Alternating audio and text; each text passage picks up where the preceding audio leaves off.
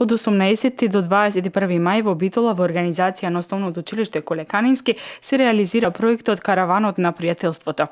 Наставници и ученици од поранешните југословенски републики како Србија, Црна Гора, Хрватска, Словенија и Босна и Херцеговина се гости во Битола, сите заедно реализираат спортски, културни и образовни активности. Синоќашната средба со наставниците покрај запознавањето беше и информации и тие пренесува, но и добива од гостите. И така и на денешната кратка средба што имав со моите колеги, кажа како некои други работеле, па идеи. Имаше промоција на секој училиште и имавме дадено за задача да си го представат од 3 до 5 минути преку една видео презентација нивното училиште, од каде доаѓаат.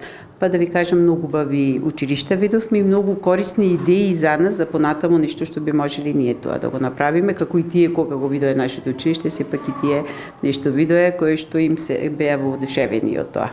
Учениците од соседните држави престојуваат кај ученици од Основното училиште Коле Канински. Караванот на пријателството се одржува веќе 2 години. Минатата година беше во Србија, истекнавме преубави искуства, ова година е во Македонија, во Коле Канински. Јас имам земено девојче од Словенија. Се разбираме на англиски и помалце на српски јазик, разменуваме многу искуства и си поминуваме преубаво. Во рамки на Караванот на пријателството се изработи училишен весник и е снимена химна на македонски јазик, а дополнително ќе биде преработена и на другите балкански јазици.